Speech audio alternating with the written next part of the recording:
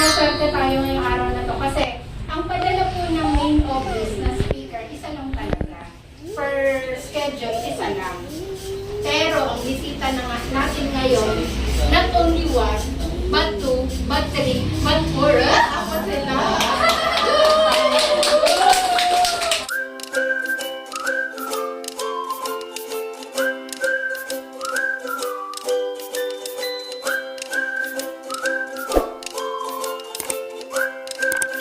Ngayon, apat ang ating bisita at sobrang excited ako na marinig ko ulit at marinig nyo rin yung kwentong DXN nila. Kasi gano'n naman talaga ang ating DXN business. Kwento-kwento lang talaga to. Sisimulan na natin to at hindi na natin patatagalin pa. Pero bago tayo magsimula, syempre para mas maging solid yung ating activity ngayon at masimulan natin na mas maganda, syempre, umpisahan natin with a prayer. Okay lang ba? Yes! Yun. So, pwede ko po bang tawagan si Mr. Sotomayor para i-lead po ang ating prayers ngayon? Yan. Thank you so much, Mr. Sotomayor.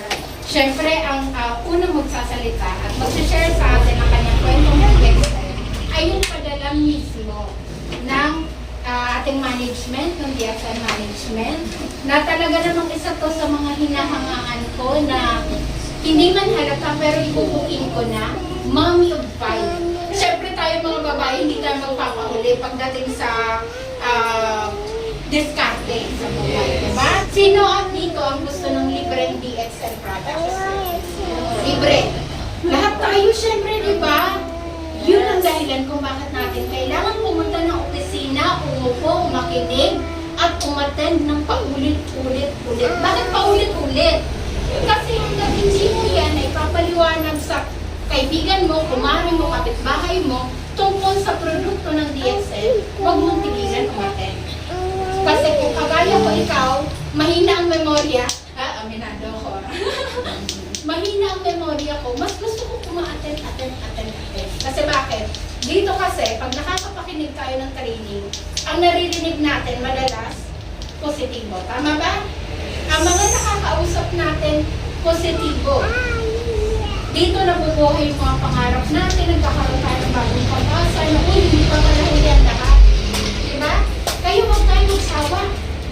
Kung yung iba nagsawa niya, hayaan niyo sila. Tuloy lang tayo sa ating paglalakbay sa ating negosyo. Yes! So, palakpakan na lang natin ang ating guest speaker ngayon, Miss Rose Ann Sotomayor.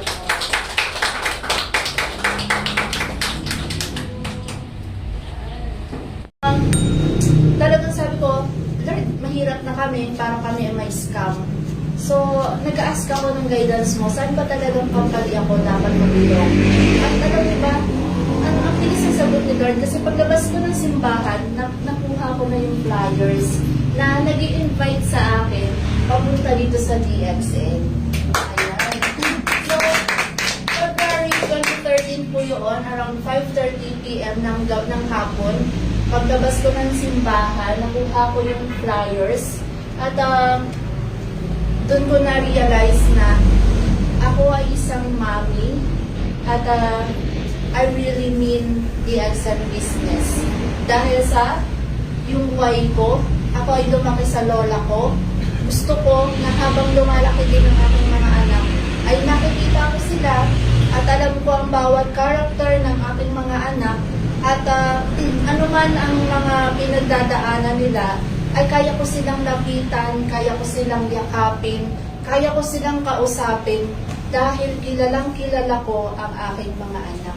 Yun po yung aking deepest why. Bakit ko sinimulan ang aking DXN? Opo. At ang binigay sa akin opportunity ng DXN, ang sabi niya sa akin, kaya kong kumita ng nasa bahay lang. Kaya kong kumita ng nasa bahay lang. At hindi nagkamali doon dahil sa ang sabi ng DXN, tayo ay kasali sa DSAP. So, kailangan may product tayong, may movement tayo ng product. So, sabi ko, ako'y nakapasok na dito, alam ko, inas ko to kay Lord. kung kailangan ko talagang magbenta, susubukan ko kahit na ayaw ko. Susubukan ko na kahit na ayaw ko. At tinanong ko yung aking mga appliance, talagang sabi ko, ano ba talaga nagsimula ang aking mga appliance para lang ako maging successful, baka kailangan kong gayahin yung mga ginawa nila. At nakita ko na nagpo-flyers sila, yung mga bag nila may mga products, nagbebenta sila sa labas, gumigising sila ng madaling araw, nagbebenta sila ng kape. Kaya po, sa sobrang nag-idolize ako sa kanila, ginaya ko yun ng mag-isa.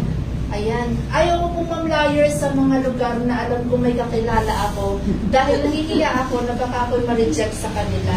So, pumupunta ako sa mga lugar na wala akong kakilala at doon malakas ang loob kong mag-flyers. Naiisip ko yung other personality ko na ang pagkakilala sa akin ng aking mga magulang is napakamahiyain ko. Hindi ako lumalabas, introvert po ako. Hindi ako lumalabas ng bahay namin. Pero pag ako nasa school, napaka-extrovert ko naman dahil doon, pag sinabing kailangan ko ilabas yung talent ko, ilalabas ko yung talent ko. No? So naisip ko, habang ginagawa ko yung DXN na kailangan ko magbenta, ito lang yung parang pinilin ko doon sa karanasan ko, na meron akong personality na nahihiya ako, pero kailangan ko ilabas yung tanggalin yung pagiging mahiyain ko para lang ako makabenta.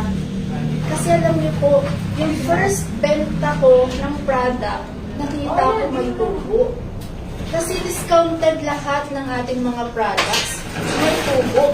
At yung tubong yun, kapag naipon ko, pwede ko palang ipambili ng ulam namin. So, ang offer na binigay sa akin ng DXN ay pwedeng maging libre ang mga products or grocery items na binibili ko sa labas. Sa labas. Pero yung unang problema na pagkain namin, pwedeng solusyonan ng DXN sa pamamagitan ng tubo niya, doon palang solve na po ako. No? Kaya po, hindi ko alam, basta nilalagay ko lang yung product, wala akong plano kung saan lugar ako magbebenta, dahil ayokong sa isang lugar lang ako magbebenta dahil baka may maka-identify sa akin na kakilala ng asawa ko na nagtatrabaho. No? So ayaw mo namang mapahiya yung asawa ko na baka isipin nila na, uy, bakit yung asawa ko nagbebenta sa ganyan. Ay, binibigyan ko rin ng respeto yung aking asawa. Kaya pumupunta talaga ako sa mga lugar, walang plano. Basta sumasakay lang ako ng jeep, pero pag ako nakasakay na ng jeep, kanina ang dasal ko niya, Lord, bigyan mo ako, dalhin mo ako sa lugar na merong bibili ng produkto sa akin. No? At hindi ko na nag-fail si Lord na sagutin lagi yung mga prayers ko dahil sa hanggang dun sa pamamagitan ng pagbebenta ko, lumakas ang loob ko. Lumakas ang loob ko at pinagpatuloy ko ang pagkausap ng mga tao. So, it wasn't easy to maximize our potential to earn while running our household. So, hindi ibig sabihin na ako ay nag-DXN na hindi na ako gagawa sa bahay namin. Napakahirap palang isabay ang DXN sa pagiging mami. No? Yes. Kasi lalo na po, nung natutunan ko na hindi lang pala dapat basta ako magbebenta ng product, dapat din akong mag-build ng mga leaders. So, sinimulan ko sa area na malapit sa amin, nag-invite ako ng mga tao, hanggang sa sila na mismo, nag-refer na sila ng mga tao, yung schedule ko, nagkakasunod-sunod na, at mataas na rin po ang aking labahin. Relate. Wala pa po kami washing machine noon. So, manual yung pag-washing namin ng mga damit. So, naranasan ko na sa pagising ko sa umaga, ibababad ko ang damit, tapos schedule, magluluto para sa pagkain ng aking mga anak, and then lalabas ako para naman dun sa mga schedule ko, mga house party. Pag minsan nagsasabay-sabay yung mga house party, so tanda-tanda ko, may uwi ako noon na gabi, pero kailangan kong tapusin yung damit kasi baka bumaho na siya. Hindi pa ako noon nakakabili ng Bershey. Bershey. Hindi pa ako nakakabili ng Bershey ng mga panahon na yun kasi hindi pa kaya ng aking ginikita. So, ang binibili pa namin nun is yung powder pa sa labas. Kaya kailangan matapos yung labahin. Dahil pag hindi ko natapos, babaho yung damit.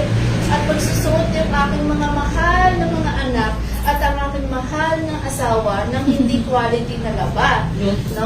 So, baka ako ay mabenga. At sabihin, tigilan mo na yan, DXL mo, dahil napapabayaan mo na ang mga anak mo, napapabayaan mo na ang bahay natin. At hindi na ito bahay. No? So, yun, kailangan kong maging mabuting ina, kailangan kong maging mabuting asawa, at kailangan kong maging negosyante. Yan. So, yan. Ito yung nagpapalakas ng aking loob. Despite of all na nararamdaman ko, I believe that moms are really fantastic. Diba? Passionate person and believes that one of the ministry to serve God is through family. So, hindi ko ina-expect na magkaroon ako ng family na ganito kalaki. Pero na-realize ko na baka blessing dito sa amin ni Lord na sinasabi niya, deserving mong mag-alaga at magpalaki ng mga batang ito. Na pansamantala, ikaw ang ina ng mga batang ito. Through you, mararamdaman nila ang pagmamahal ko. Through us, mararamdaman ng mga batang to na merong Diyos. No? Kaya nga po, ginawa ko mabuti sa araw-araw na pagsiserve sa aking mga anak sa mga gawain ko sa loob ng bahay na masaya ako. At damay na rin na isinisingit ko sa oras ko ang pag-present ko. So lahat ng yon, pagdating ng gabi is surrendering na yung ginawa ko para sa araw na ito is ginawa ko para to glorify Him na unti-unti ay nararamdaman kong nagkakaroon ako ng pag-asa na muling magkakaroon ng maayos na finances ang family namin. And I stand here because I feel every mom's heart. Ramdam ko yung bawat sentiments na meron ng mga ina. Yung sana kaya kong bumili ng ganito, no? Sana makakakain din ako ng ganito, no? Sana yung nakita kong pinuntahan ng kaibigan ko, sana nakakapunta rin ako, no? Alam ko yan dahil nararamdaman ko rin yan, no? Hindi ako exempted doon. Hindi ako exempted. At yung lalo na, yung feeling na mas malakas yung tawag sa akin kapag narinig ko na kailangan kong magtrabaho sa ibang bansa kasi laki na ng gastos namin. Doon ako talagang parang may kirot na nararamdaman na meron na namang bata na maiiwan at nararamdaman niya yung naramdaman ko habang ako'y lumalaki. Alam niyo yung kapag ikaw ay nagkasakit, na nakikita mo yung malalaking balls na bumabagsak sa'yo, at takot na takot ka kasi parang tatamaan ka, yung pala mataas ang lagnat mo, at ang gusto mo lang sana, nanay, di ba, no? Ang first gagawin mo is yakapin mo yung anak mo para i-comfort siya, no? Pero yung panahon na ako'y nagkakasakit ay walang ganun na nangyari sa akin dahil wala po yung aking nanay. So, marinig ko ang isang nanay na nagsasabi na kailangan kong umalis eh. Ganun eh. Ganun talaga ang buhay. Kailangan kong iwan yung aking anak. Alam ko na ilang years man yung kontrata niya sa bansa. Sa length ng yun, magkakaroon ng sakit ang kanyang anak. Hahanapin niya yung pag-aruga ng isang ina.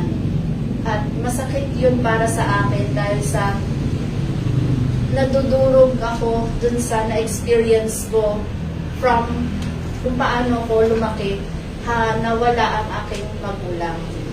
Yun. Kaya nga po, nung makita ko yung opportunity dito sa DXL, na even pala mga dads na nagtatrabaho ay pwedeng gawin din ang DXL. So, lalong-lalo na ang mga kananayan na nasa bahay lang dahil mas maraming oras at ang mga produkto natin is talagang ginagamit natin sa loob ng bahay natin. Na itong itong yung naramdaman ko na feel stuck dahil sa bakit parang lahat ng negosyo namin nag-fail. So, wala bang para sa akin na negosyo? At hanggang dito na lang ba yung buhay ko? Feeling stuck na ako ng mga panahon na yun. Pero yung opportunity na binigay sa akin ng DXN, yun yung nag-open door sa akin para mawala ako dun sa kulungan na yun. And it is really possible to enjoy both worlds of being a parent and an entrepreneur. Pwede palang pagsabayin yun. Hindi nga lang madali. Ayan, maraming salamat at na-motivate ba kayo? Yes! Na-inspired ba kayo? Yes! Siyempre naman, kasi karamihan sa atin dito ay katulad ni Mami Rose Ann na mami na rin. So, gaya ng sabi niya, kaya pala. Kaya palang isabay, di ba po? So, kung kaya niya, siyempre kaya din dapat natin, di ba? Kaya ba?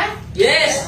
Kayang-kaya. Ayan, so syempre, dahil narinig na natin yung kwento ng isang Mami Rose Ann, pakinggan naman natin kasi po pwedeng yung mga asawa nyo, makausap nyo rin pag uwi ng bahay at shout out daddy.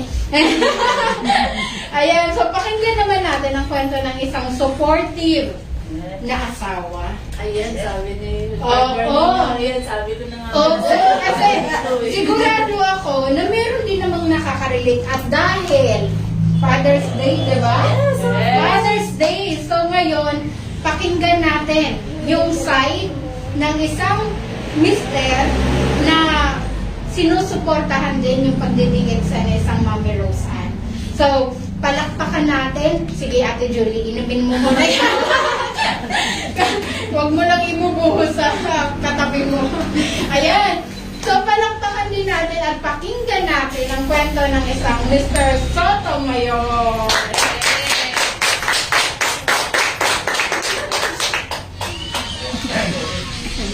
Okay, good morning po sa ating lahat. Pagkasya ni kayo sa Lagok. Sa ating lahat. Yan.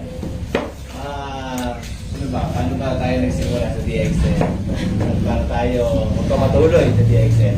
Ang isa lang naman talaga dyan ang katotohanan. Mag-DXN ka man, sabi nga kayo na mag-DXN ka man o hindi, gumagamit ka pa rin ng product. Magandahan lang, hindi natin maitatago na ang DXN product ay talagang napaka-wonderful. Kaya kami sa aming pamilya ay lahat ng product na meron ng DXN ay ginagamit namin as primary product namin sa aming mga anak, sa aming mag-asawa. Kasi nga, gumamit ka na, nakakaroon ka pa ng kita at nagkakaroon ka pa ng kakayanan na tumulong sa ibang tao. Yeah. Yung opportunity na yun ay hindi na may bibigay. Hindi maibibigay ng kahit anong bagay. Kumbaga, yun na yun eh, makapag-share ka ng kagandahan ng product. Isa pang oportunidad. Isa yung oportunidad na yung kakayanan mo, may transfer mo sa iba at makatulong ka. Kasi nga maraming kwento, kahit sa amin, sa experience natin, marami na rin kwento na sa maliit na pamamaraan, sa kwento mo lang, nakasave ka ng tao, di ba? Yung nagkaroon sila ng alternative solution sa kanilang problema, maging ito ay pinahidyan at kalusugan. Kaya nga, hindi tayo pwedeng, hindi tayo pwedeng mapigilan sa pag-push ng negosyo ito. Ang kailangan lang talaga natin ay konting motivation, konting sipag, at magpatuloy sa ginagawa natin. At kami bilang mag-asawa, kami yung partner ay patuloy na nagtutulungan, magkaibuman ang aming pamamaraan. Kasi nga sabi ko ako ay may commitment sa aking trabaho na hindi ko naman pwedeng itago.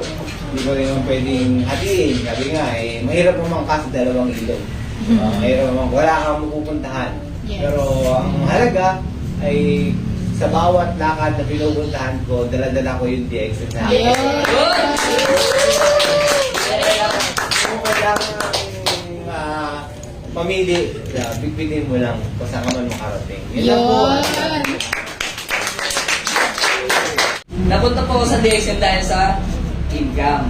Dati po akong may business sa palengke. So, ngayon, nakilala ko yung DXN. Pero dati pa po, member na ang nanay ko ng DXN siguro mga year 2003, 2002, ganon. So, members na siya ng DXN. Kaso ako, dahil batang-bata pa, wala pakialam. Ako, so, nakilala ko, bumalik yung DXN dun sa buhay ko nung year 2012, ganon. So, nabentahan po ako ng kape, pero hindi po talaga ako nagkakape. Kasi yung nagtinda ng kape po, maganda. Kaya po, bumili ako ng kape. Yun yung reason kung bakit na-involve po ako sa DXN. So, nung bumili ako ng coffee, pinakita ko sa nanay ko, sabi ng nanay ko, ginagamit niyo yun. Total may pera naman ako, nagpa-member po ako. So, nung magpa-member po ako, ilang taon muna yung lumipas bago ko pinansin yung business. Kasi bakit? May sarili po akong negosyo. Wala po akong pakialam sa income. Kasi lagi ko sinasabi sa upline ko na hindi ko kailangan yung business ng DXN kasi kaya ko naman kumita ng pera. Masipag po ako sa palengke. Ngayon, naramdaman ko na medyo may problema na. Nararamdaman ko na yung mga sakit-sakit sa katawan. So, doon ko na umatendang seminar. Pag-attend nyo ng seminar, tungkol muna sa health, yung pinakauna kong na-attendan. So, okay, maganda. Gumamit ako ng mga products, especially yung RGGL na ano.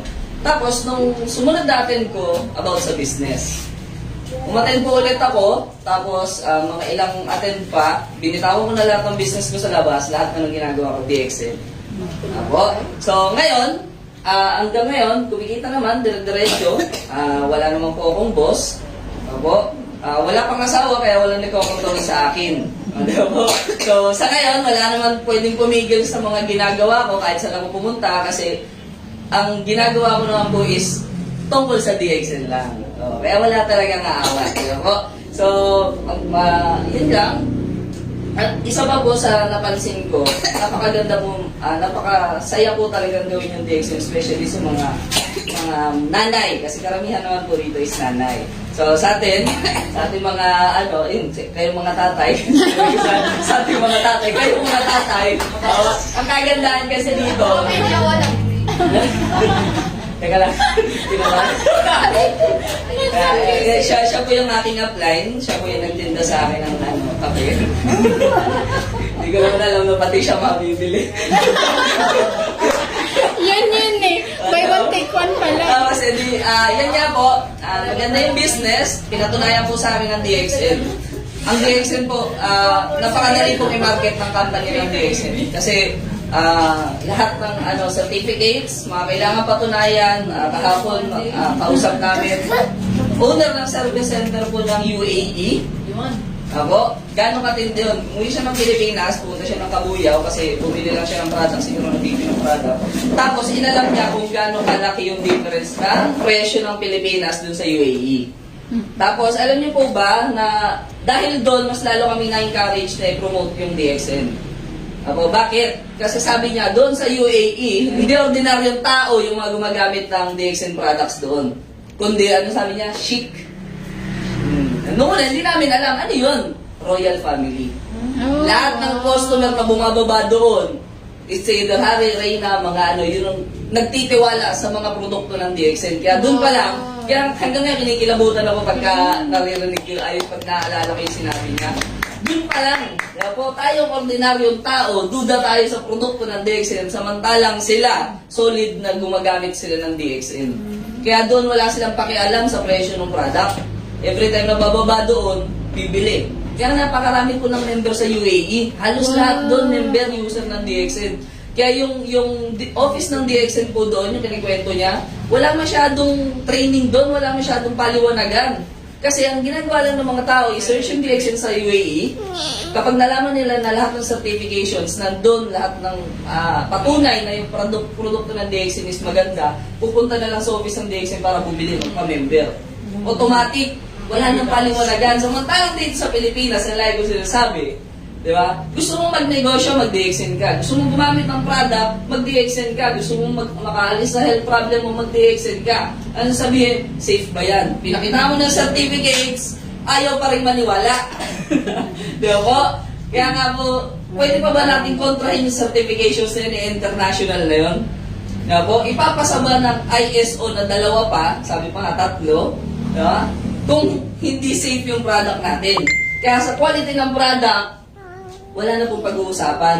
Ang pag-uusapan na lang natin yung pambili. Kaya nga po business ay pinakita sa inyo eh. Kasi bakit? Masarap po ba yung kape ng DXN? Napakasarap. Dahil po yung supplements mahusay. Pero kung walang pambili, Hindi mahusay. di ba? Kaya po, tama yun. Diba? Kahit anong husay ng produkto, kung wala kang pambili, hindi mo magagamit yun. Maraming salamat po. So, huwag nyo pong isarado yung puso't damdamin nyo o isip nyo, especially sa business. Kasi ang business po ng ang mga product ng DXN, lahat yung patuloy na. Doon po tayo sa part na bilang anak. Kasi una pong namit yun ng parents ko. So, nung ako po ay nag-aaral, nagpe-pray din talaga ako na sabi ko, gusto kong magkaroon ng gagawin na makakatulong po ako sa magulang ko na hindi po ako gumigising ng sobrang aga. Kasi hindi po ako morning person, nakakatamad ko pong gumising kahit po sa school. Hindi ko po talaga gawain na gumising ng madaling araw, no? Tsaka ayoko pong mangyari na habang tumatagal po ang panahon, nagkikita na lang kami ng magulang at saka ng kapatid ko na pag-aalis, pagdadating, tulog, di ba yun po yung nangyayari, nagiging setup, nagiging routine ng bawat pamilyang Pilipino na nagkikita na lang sila kapag nakauwi na galing trabaho or bago pumasok galing trabaho, wala na pong bonding time. So yun po yung wala sa amin dati, kaya nag-wish ako na kung ano yung pwede kong gawin. At thankful naman ako dahil sa dami po ng network marketing, DXN po ang napunta sa amin. Yes! Ang mahirap lang kasi dala natin yung pangalan ng network marketing which is negative po sa Pilipinas. Kaya meron tayong makakausap na pag inalok mo at nalamang network marketing, akala mo may perahan. Tanungin mo, may pera ka ba? Wala rin naman, takot maperahan. Wala mo pera. Di ba? So, sakit na po ng Pilipino yan, kaya normal. So, ano yung mga benefits na ibibigay sa amin ng DXN company? Sa DXN po, nararanasan po namin na maging libre sa lahat ng produkto. Hindi na po namin ito binibili. Kiniklaim na lang po namin ito sa mga service center sa matagal na panahon na. Okay? So kung itong mga kasama ko, kahit hindi ko po i-claim, pero mga members ko po sila. Yun, no? Sa iba't ibang linya. Ang father ko may sariling grupo, ako po may sarili din po akong grupo. Wala pa po akong asawa pero gumagawa na ng pamana. Yun. At yun po yung maganda po sa DXN business. Nakaka-travel kami ng libre dahil din po sa DXN. Pambayad namin sa tubig, kuryente, wala po kami nilalabas ni Kusing kasi galing din po yun sa DXN. So sa madaling sabi, kahit pangkain po namin, lahat po yan provided ng DXN. Kasi ginawa ko na. Pwede po yung pwede nyo makuha kapag sineryoso nyo po yung DXN. Hindi nakikita yung amount. Normal po yung maliit. Normal din na lalaki. Normal na lumiit ulit. Kasi yun po yung linya o yun po yung negosyong tinatawag. Parang yung buhay po natin, di ba sa ospital? Kapag ka nakikita nyo yung lifeline natin, taas, baba, di ba? Yun po yung maganda. Sign na normal, sign na buhay. Pero pag yun po ay stagnant na, doon po kayo kabahan. Hindi na kayo makakabili. Baka kayo na po ang pinagkakapihan. Pero okay lang, nagpupuntos pa rin. Diba? May pamana. Yung naiwanan mo, yun naman yung magpupuntos para sa'yo. Pero pangit din po yun. Kaya hanggat maaga, huwag niyo po tipirin din yung sarili niyo. Huwag niyo antayin na magkakasakit kayo bago niyo po tikman yung supplement. Kasi minsan nag-i-stay tayo sa 1,000 points. Alam niyo ba na mas malaki po ang rebates ninyo kapag 5,000 points po ang kinukonsume niyo buwan? Hindi po sa amin mapupunta ang bonus, sa inyo din po yun. Yeah. Makikita niyo po yung difference, i-try niyo. Kung kayo po ay nagwa 1,000 points, try niyo mag 3,000 points.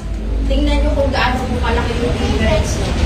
Diba? Yung 3,000 points, kompleto na, makakabili ka na ng supplement tsaka panggamit sa loob ng bahay. 5,000 points, ganun din. Kasi katagalan ng bilhin nyo, magiging libre talaga to sa ayaw naman o hindi. Ano daw? Sa ayaw naman o hindi. Hawa-hawa na.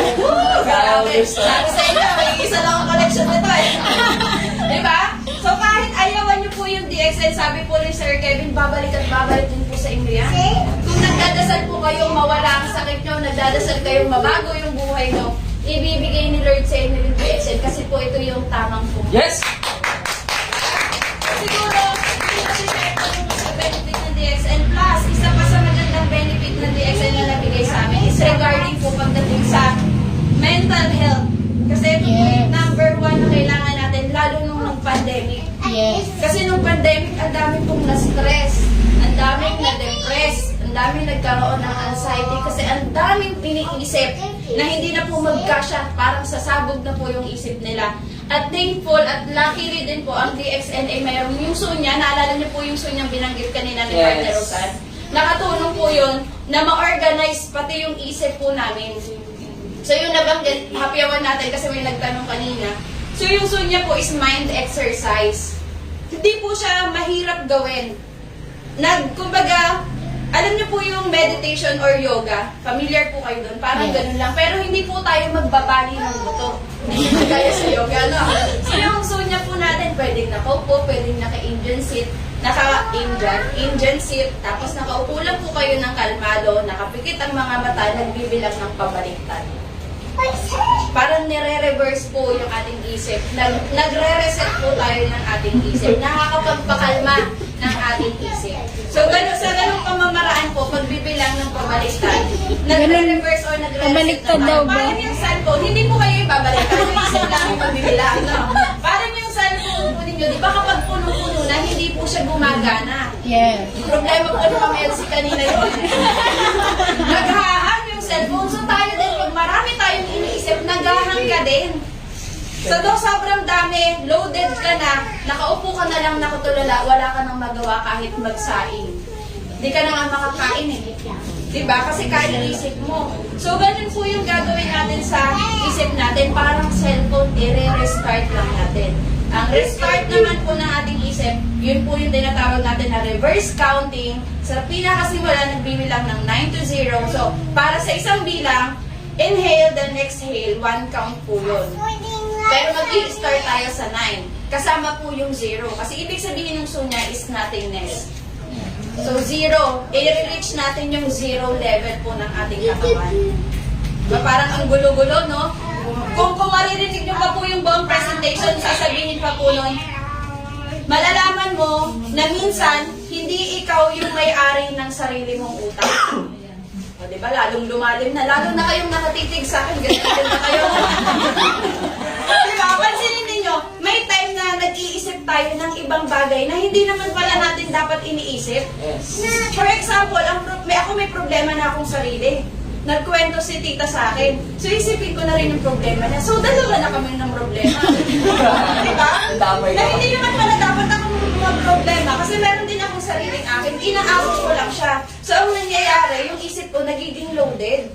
Iniintindi kita, dapat intindihin ko yung sarili ko. So, ang nangyayari sa ating mga Pilipino, sa halip na unahin mo yung sarili mo, yung iba na lang, naiiwan ka. Kaya, ganun din po sa negosyo. At tutulong natin sa ibang tao, yung sarili mong business, naiiwan mo na.